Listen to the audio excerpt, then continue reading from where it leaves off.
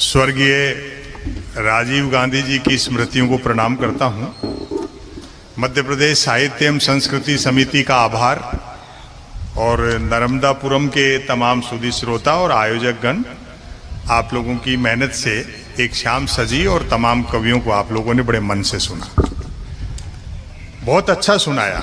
और मैं समझता हूं कि 35 साल के कैरियर में बहुत थोड़े से कवि सम्मेलन हुए होंगे ऐसे जो 7 चौराहों पर किसी पीपल के पेड़ के नीचे इस तरह देर रात तक बैठ करके। वाह वाह वाह, सही बात है सर, बहुत समय बाद पढ़ा है। ऐसा लगता है जैसे किसी कबीर की पीठ पे बैठे हैं।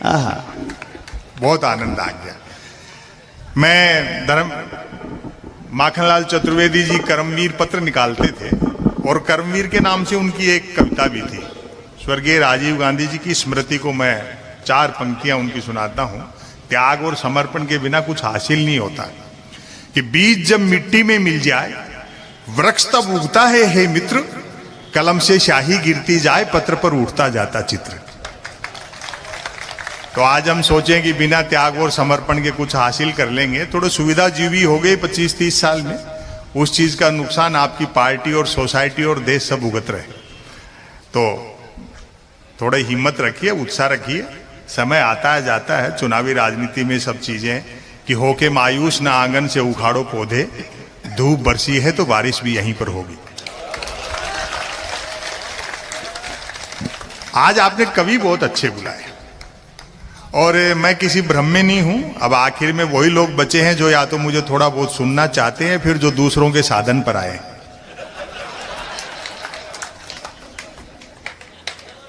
हाँ, कितने अच्छे कवि आपने बुलाए, वरना अब तक तो कवि सम्मेलन थोड़ा बिखर जाता है, लेकिन हर कवि को आपने बड़ी मोहब्बत दी। ये इस धरती का संस्कार है। भवानी प्रसाद मिश्र, मैं गीत बेचता हूँ, सतपुड़ा के घने जंगल, जो हमने पाठ्यक्रमों में पढ़े, और परसाई जी का व्यंग बिखरा पड़ा है। नर्मदापुरम, नर्मदा नदी, यही बुधनी, टिमरनी, इटारसी, तमाम जगह मिलेंगी उनके व्यंग्यों में आपको। सरस्वती वंदना से शुरू हुआ कवि सम्मेलन, क्या बढ़िया मीठा स्वर था सुमन दुबे जी का। उनकी ट्रेन थी इसलिए उनको जाना पड़ा जल्दी, जोगी जी और वो चले गए। पिछले दिनों एक कवि सम्मेलन में फंसा। आजकल कवि सम्मेलन कैसे होने लग गए, यहां भी खूब होते होंगे। मैं कोई 20-25 साल पहले एक बार आया था यहाँ, एक बहुत बड़े मैदान में, स्टेडियम में शायद कवि सम्मेलन था। हाँ, क्या मीठा स्वर था। मैं पिछले दिनों एक कवि सम्मेलन में था, कवयित्री ने सरस्वती वंदना की और बहुत बेसुरा गा रही थी। वंदना के बोल थे, मां मुझे स्वर का ज्ञान दे। मैंने कहा भाई वंदना अपनी जगह है, मांग वाजिब है। कवि सम्मेलन वो अच्छा, वही कविताएं वही रचनाएं होती हैं हर रात, वो थोड़ा बहुत नया होता है, लेकिन कवि सम्मेलन हम लोग वो अच्छा मानते हैं जिसमें हम लोगों को संतुष्टि मिलती है। और आज का कवि सम्मेलन वैसा ही है। हर कवि को हम ऐसे सुन रहे हैं जैसे पहली बार सुन रहे हैं। कुछ लोग शिकायत करते हैं, संपत सरल जी आपके 2-4 ऑडियो वीडियो क्या घूमे, आजकल आप पैसा बहुत लेने लग गए। मैंने कहा जी बात तो आपकी ठीक है, लेकिन आने जाने का किराया और साथ के कवियों को सुनने का मेहनता ना घटा दो तो बचता ही क्या है। कवि लोग परिहास में काफी महिलाओं के लिए कुछ बातें की, आप अन्यथा मत लेना। से परिवार आए हैं कई लोग, देखो देर रात तक बैठ करके सुन रहे हैं, अच्छा लगता है। और शादीशुदा हो तो पत्नी को साथ रखा करो, वरना मन की बात भी रेडियो से करते फिरोगे। स्त्री का त्याग संसार में पुरुष से बड़ा है। हम भले ही उसको धन्यवाद न दें, उसका आभार प्रकट न करें, ये अलग बात है, वो हमारी गृहस्था है। वो पति ने डींग हाँकते हुए कहा, मेरा बड़प्पन देख जो तेरे से बिना देखे शादी कर ली। पत्नी बोली, मेरी भी हिम्मत देख जो तेरे को देखने के बाद भी मना नहीं किया। हाँ, वैश्विक परिदृश्य आप देखें, राजनीति का, अर्थशास्त्र का, सन्यासी व्यापार कर रहे हैं और व्यापारी सन्यास की सोच रहे हैं। हाँ। मूल मुद्दों की बात करो तो एक कैसेट बज रहा है 8-9 साल से।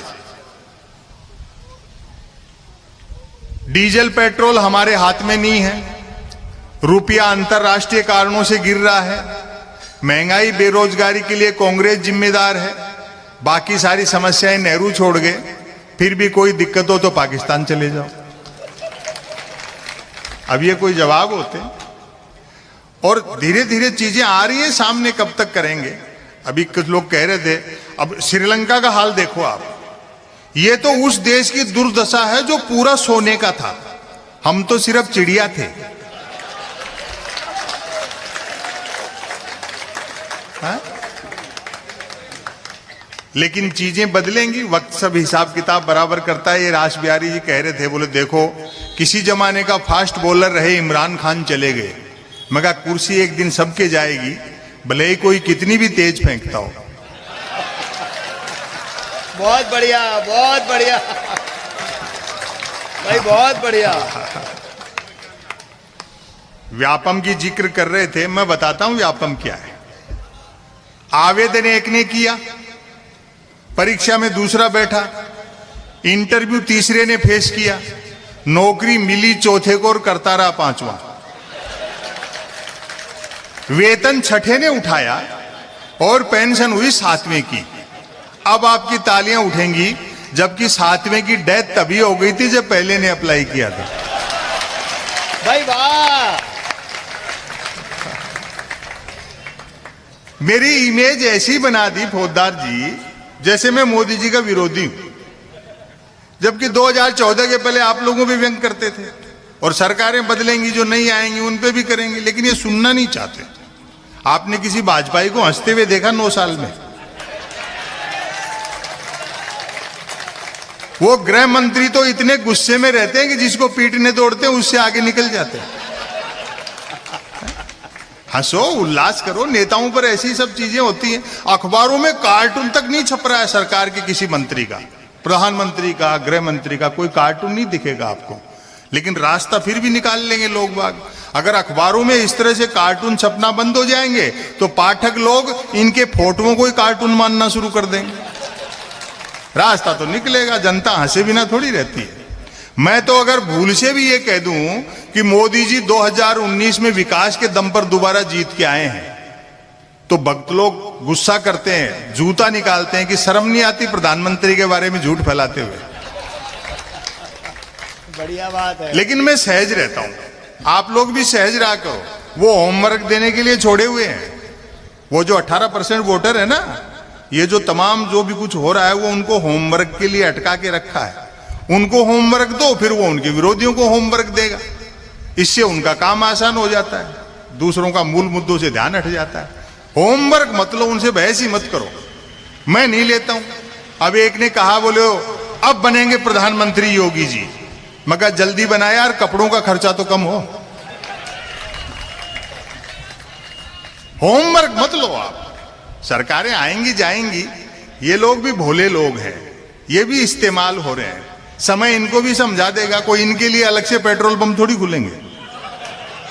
हाँ, मैं सहज रहता हूं। 2019 में जब चुनाव परिणाम आना शुरू हुए तो गुजरात से मेरे पास एक फोन आया, बोले और सुनाओ क्या हाल चाल है, कि आप तो बड़े व्यंग करते थे, मोदी जी तो बढ़त ले रहे। मैं सहज रहता हूं, बोले और सुनाओ क्या हाल चाल है। मैंने कहा हाल चाल ठीक है और सुनाने का पैसा लेते हैं। बोले फिर जीत रहे मोदी जी। मैं कहा अच्छा है, हमको भी नया नहीं लिखना पड़ेगा।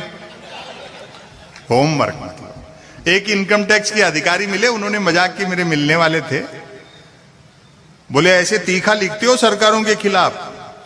मैंने कहा साहब पहली बार थोड़ी लिख। बोले नहीं नहीं बहुत तीखा लिखते हो, किसी दिन छापा